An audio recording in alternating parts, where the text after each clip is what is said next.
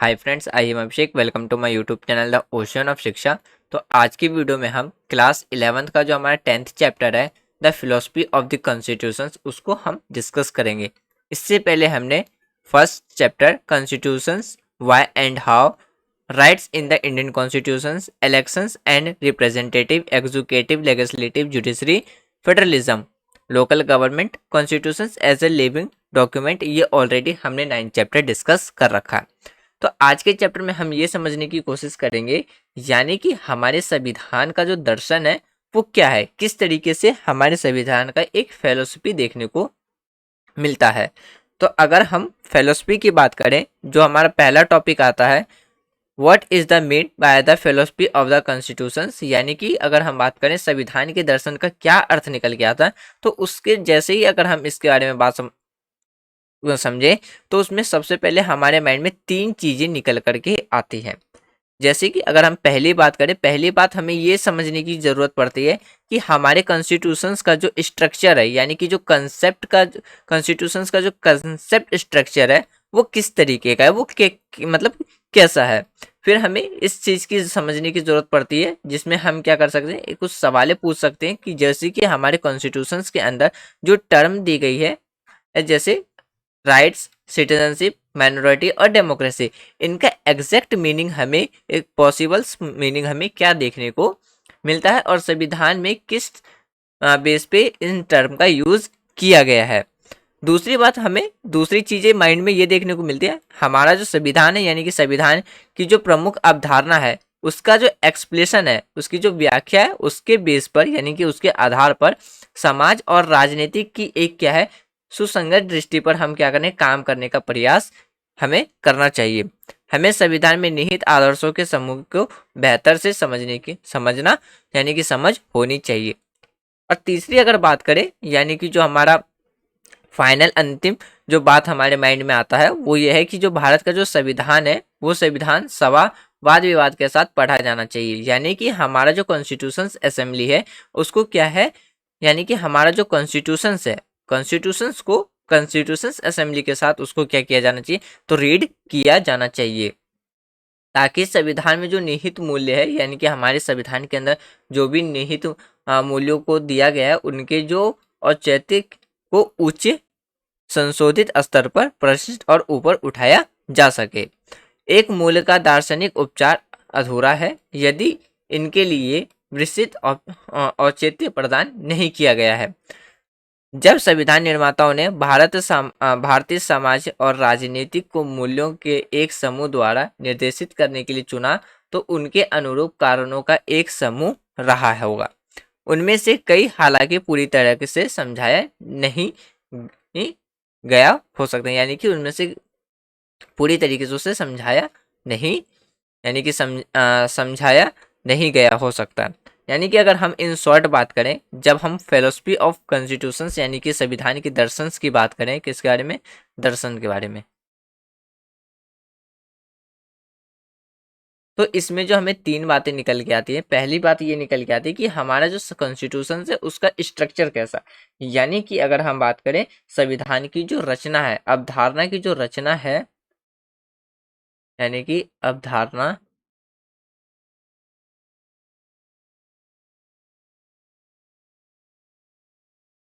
पर संविधान की रचना की रचना। और दूसरी बात क्या निकल करके आती है कि संविधान के अंदर जो तथ्य दिए गए हैं, जैसे कि हम बात करते हैं राइट्स, सिटीजनशिप और डेमोक्रेसी, माइनॉरिटीज, जैसे उसके एक्चुअल जो पॉसिबल मीनिंग है वो क्या हो सकती है। तो अगर हम इसमें बात करें तो संविधान का जो आदर्श है, यानी कि दूसरी बात मतलब जिन आदर्शों पर, यानी कि जिन आदर्शों पर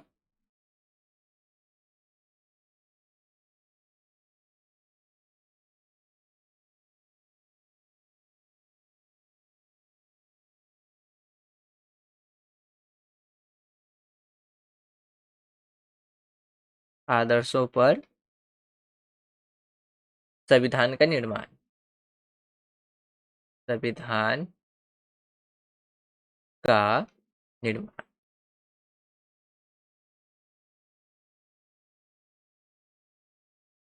हुआ है, हुआ है, उनकी समझ, उनकी समझ। और तीसरी बात क्या निकल कर के आती है, यानी कि संविधान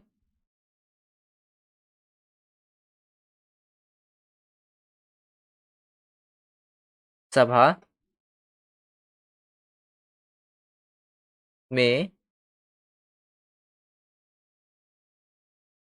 हुई बहसों, यानी कि जो डिबेट्स होते हैं, डिबेट्स पर चर्चा करना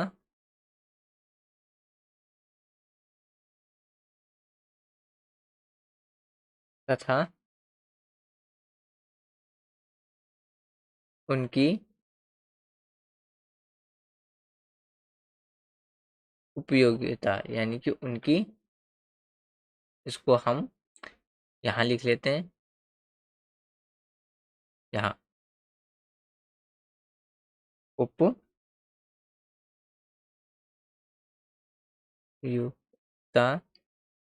पर विचार करना, पर विचार करना।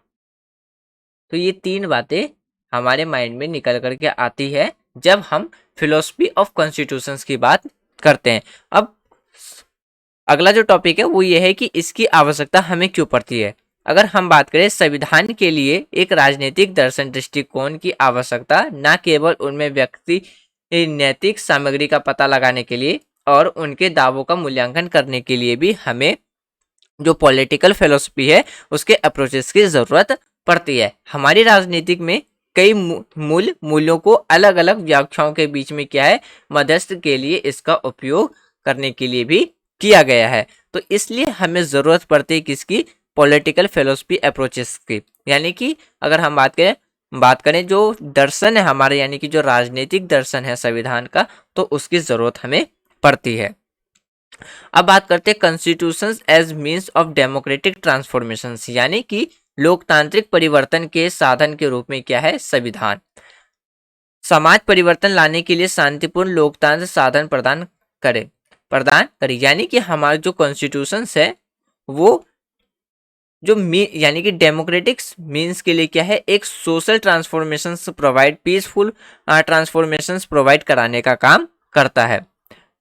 इसके अलावा अब तक की जो औपनिवेशिक लोगों के लिए संविधान राजनीतिक आत्मनिर्णय के पहले वास्तविक अभ्यास की घोषणा करते हैं और उसे मूर्त रूप देते हैं।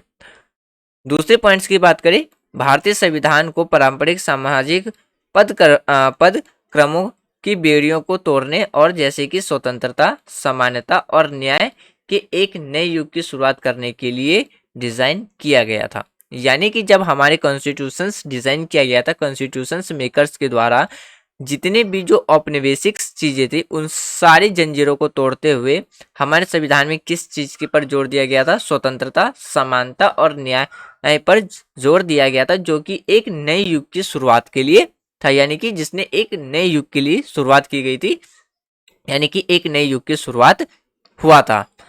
Constitutional exist not only to limit people in power, यानी कि संविधान जो है वो सिर्फ लिमिट लोगों के हाथों में ही पावर नहीं देता है, जबकि वो सभी वर्ग के लोगों के लिए भी वो क्या है, पावर देने का अधिकार देने का काम करता है। यानी कि संविधान न केवल सत्ता में बैठे लोगों के लिए सीमित करने के लिए है, बल्कि पारंपरिक रूप से इससे वंचित लोगों को भी सशक्त बनाने के लिए मजबूत है। यानी कि हमारा कॉन्स्टिट्यूशन जो है, जो पारंपरिक रूप से जितने भी जो वंचित लोग हैं, यानी कि जिसे हम कॉमन पीपल कहते हैं, आम आदमी कहते हैं, उनको भी सशक्त बनाने के लिए हमारा कॉन्स्टिट्यूशन क्या है, तो कैपेबल है, एक वर्नेबल है, यानी कि मजबूत है। संविधान कमजोर लोगों को सामूहिक भलाई हासिल करने की भी क्या है, तो शक्ति देता है। अब बात करते हैं what is the political philosophy of our constitution, यानी कि हमारे संविधान का जो राजनीतिक दर्शन है वो क्या क्या है।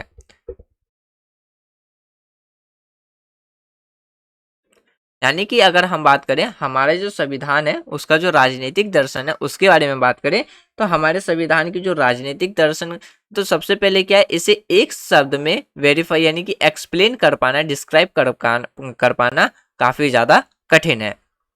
यह किसी भी एक लेबल यह विरोध करता है क्योंकि यह उदार, लोकतांत्रिक, समतावादी, धर्मनिरपेक्ष और संघीय है, सामुदायिक मूल्यों के लिए क्या है, यह एक खुला है।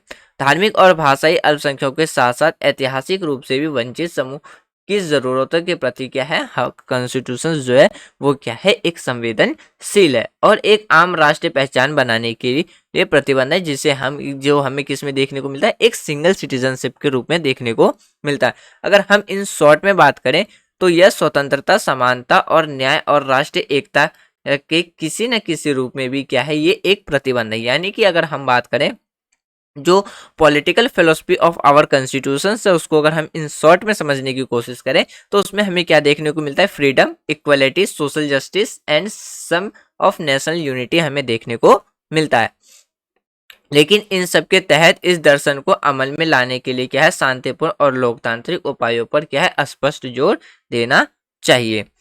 अगर हम इसे और भी बात तरीके से समझने की कोशिश करें, जो political philosophy of our constitution है उसमें हमें क्या क्या देखने को मिलता है, जैसे कि पहला है कानून का शासन, कानून का शासन। दूसरा हमें देखने को मिलता है समानता का सिद्धांत।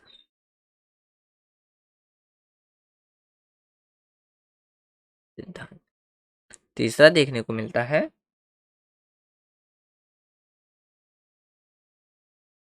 संविधान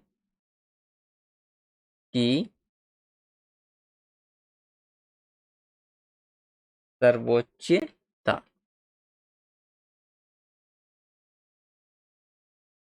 और सर्वोच्चता का स्थान। चौथा हमें देखने को मिलता है फेडरलिज्म, यानी कि जिसे हम कहते हैं संघात्मक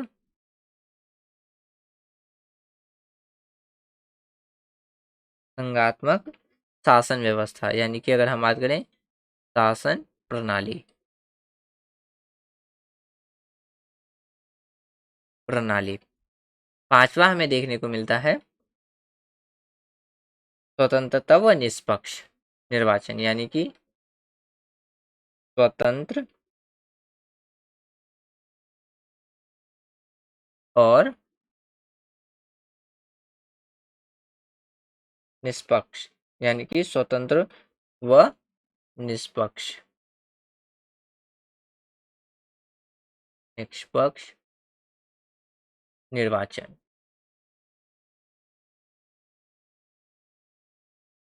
छठा में देखने को मिलता है यानी कि सर्कुलरिज्म, जिसे हम कहते हैं धर्मनिरपेक्ष। क्या कहते हैं हम इसे? धर्म निरपेक्ष।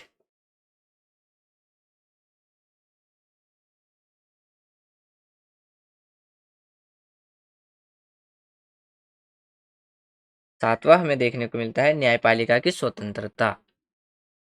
न्यायपालिका की स्वतंत्रता।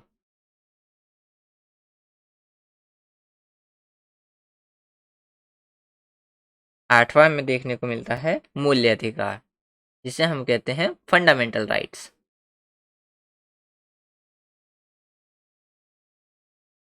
मूल्य अधिकार। फिर हमें देखने को मिलता है नौवां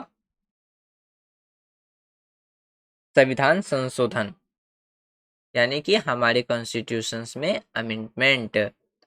संविधान में समय अनुसार संशोधन। समय के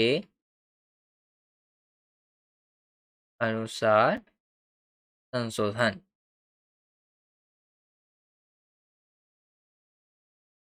संशोधन। नौवां पॉइंट हमें देखने को मिलता है अल्पसंख्यकों के लिए अधिकार। अल्पसंख्यकों के लिए ओके के लिए अधिकार